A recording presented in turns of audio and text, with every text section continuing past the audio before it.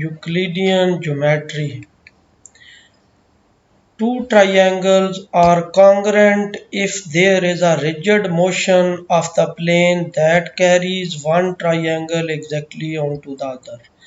यानी डेफिनेशन है कॉन्ग्रेंसी की, ट्रायंगल्स की कॉन्ग्रेंसी की, कि दो ट्रायंगल्स कॉन्ग्रेंट कब होंगी?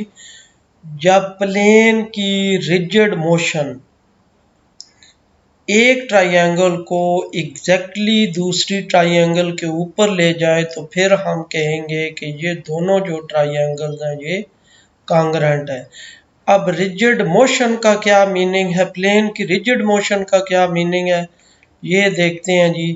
Rigid motion any way of moving all the points in the plane such that, यानी जो प्लेन के कोई भी उनका जो वे है मूविंग का, कौन सा way, for example the relative distance, इस तरह यानी कि मूव करें वो पॉइंट्स के फर्स्ट कंडीशन क्या है, the relative distance between point stage the same. यानी प्लेन के जो हमारे पास प्लेन की रिजिड मोशन की कंडीशंस क्या है, फर्स्ट कंडीशन क्या है कि प्लेन मूव करे इस तरह कि जो पॉइंट्स के दरमियान डिस्टेंस है वो सेम रहे। सेकंड कंडीशन क्या है, the relative position of the point stage the same. और जो पॉइंट्स की रिलेटिव पोजीशन है, रिलेटिव का मीनिंग एक दूसरे के साथ, यानी कि ये दोनों कंडीशन सेटिस्फाई हों तो फिर हम कहते हैं कि ये रिजिड मोशन है। कौन सी? फर्स्ट कंडीशन क्या है कि इस तरह मोशन हो कि कोई दो पॉइंट्स के दरमियान जो डिस्टेंस है वो सेम रहे, जो मोशन से पहले डिस्टेंस था मूवमेंट के बाद भी वही डिस्टेंस रहे। और सेकंड कंडीशन क्या है कि पॉइंट्स के की जो रिलेटिव पोजीशन है, जो मूवमेंट से पहले पोजीशन थी वही मूवमेंट के बाद भी पोजीशन रहे, तो फिर हम कहते हैं कि ये रिजिड मोशन है। There are four types of rigid motion that we will consider. चार टाइप है रिजिड मोशंस की। कौन कौन सी? ट्रांसलेशन, फिर उसके बाद रोटेशन, ये देखें यहाँ पे ये इसका रेफरेंस भी बताया जा रहा है, फिर उसके बाद रिफ्लेक्शन, फिर उसके बाद ग्लाइड रिफ्लेक्शन। ये चार रिजिड मोशंस की हमारे पास टाइप्स हैं। सबसे पहले ट्रांसलेशन। ट्रांसलेशन क्या चीज़ है? In a translation everything is moved by the same amount in the same direction. यानी ट्रांसलेशन में जो हर पॉइंट है वो एक ही अमाउंट से, जो हर चीज़ है वो एक ही अमाउंट से एक ही डायरेक्शन में मूव करती है, उसको हम कहते हैं translation. Every translation has a direction and a distance. Her translation जो है वो एक डायरेक्शन भी, पार्टिकुलर डायरेक्शन भी रखती है और डिस्टेंस भी रखती है। यानी एक पार्टिकुलर डायरेक्शन में जो चीज़ मूव करती है वो उसको हम कहते हैं ट्रांसलेशन। इसलिए ट्रांसलेशन के लिए डायरेक्शन भी ज़रूरी है, किस डायरेक्शन में मूव करना और कितने डिस्टेंस तक मूव करना ये भी ज़रूरी है।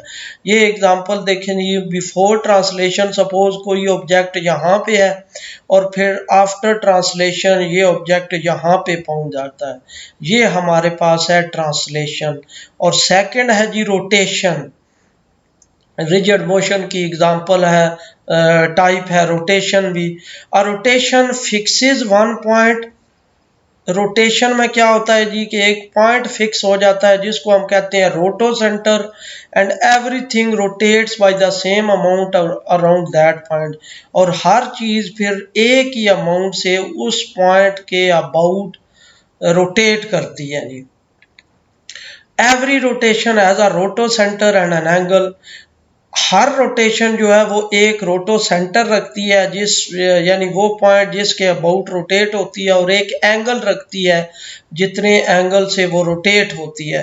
अब ये देखें, ये एक फिगर है जी, बिफोर रोटेशन कोई ऑब्जेक्ट अगर यहाँ पे है तो ये हमारे पास ये एक रोटो सेंटर है, ये एक पॉइंट है, इसके अबाउट ये रोटेट होती है, सपोज 90 के एंगल से रोटेट होती है तो ये यहाँ पे ऑब्जेक्ट पहुँच जाता है जी। ये भी एक रिजिड मोशन की टाइप है। आगे है जी रिफ्लेक्शन।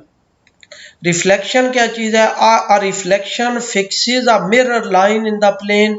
रिफ्लेक्शन के लिए एक प्लेन में एक मिरर लाइन जो है फिक्स कर देते हैं, and exchange points from one side of the line with points on the other side of the mirror at the same distance from the mirror. और जो पॉइंट्स हैं, जो लाइन के, जो मिरर की लाइन है उसके एक साइड पे जो पॉइंट्स हैं, दूसरे मिरर उसका इमेज दूसरी साइड पे आता है, दूसरी साइड पे भी उतने ही पॉइंट्स बनते हैं और उतने ही डिस्टेंस पे उस लाइन से जितने पहले इमेज से पहले वाले डिस्टेंस है। Every reflection has a mirror line.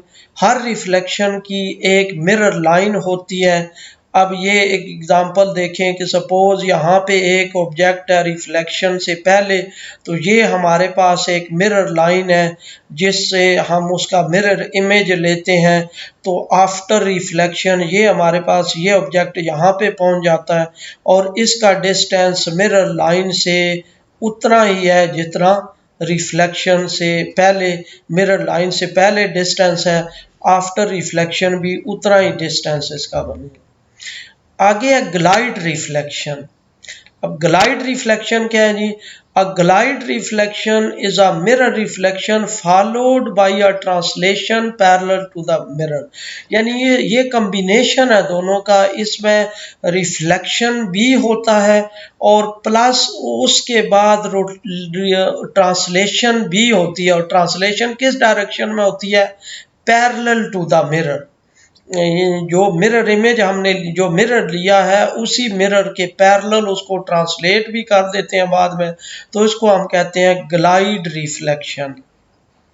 Every glide reflection has a mirror line and a translation distance. हर जो ग्लाइड रिफ्लेक्शन है वो एक मिरर लाइन भी रखती है और ट्रांसलेशनल डिस्टेंस भी रखती है।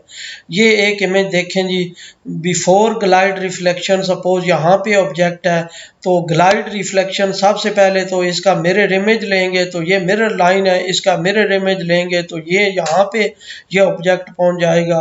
फिर उसके बाद हमने अब इसको ट्रांसलेट करना है किसी डिस्टेंस से in the direction parallel to the mirror line. Mirror line ये है तो इस लाइन के पैरेलल जब इसको ट्रांसलेट करेंगे तो ये ऑब्जेक्ट यहाँ पे पहुँच जाएगा और ये हमारे पास है। और फिर ये जो रिजल्ट है ये हमारे पास आ गई ग्लाइड रिफ्लेक्शन। इस ऑब्जेक्ट की का ग्लाइड रिफ्लेक्शन आ गया।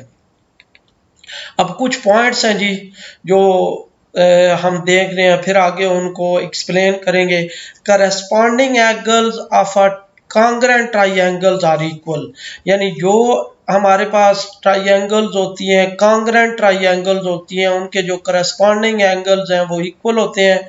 Corresponding sides of the same length, उनकी करस्पॉन्डिंग जो साइड्स हैं वो भी उनकी भी लेंथ सेम होती है। The areas enclosed are equal.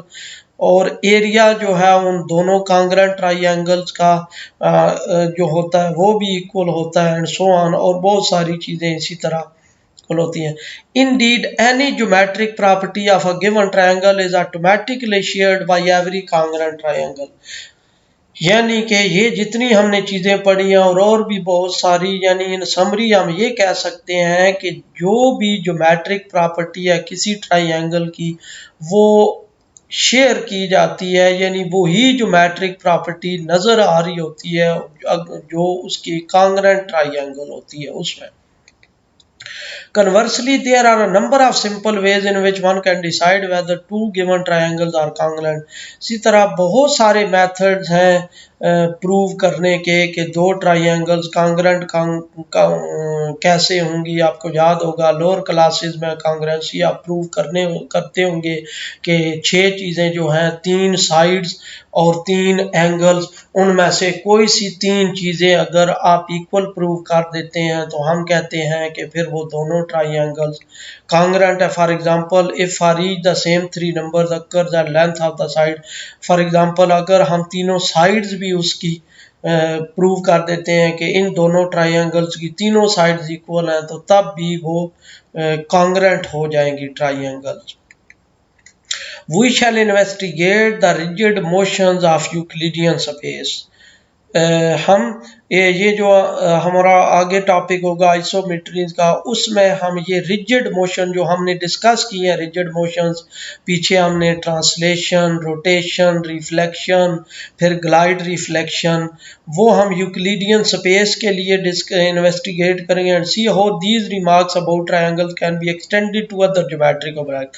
और ये हमने जो ट्रायंगल के लिए ये रिमार्क्स पढ़े हैं, ये हम देखेंगे कि यही जो रिमार्क्स हैं ये सिंपल जो ट्रायंगल्स के लिए है, ये आइसोमेट्रीज के लिहाज से ये आइसोमेट्री या रिजिड मोशंस ये यूज़ करके, तो हम यही जो रिमार्क्स हैं ये कैसे हम ज्योमेट्रिक ऑब्जेक्ट के लिए, आर्बिट्रेरी कोई भी जो ज्योमेट्रिक ऑब्जेक्ट है उसके लिए ये कैसे ये एक्सटेंड कर सकते हैं इनको।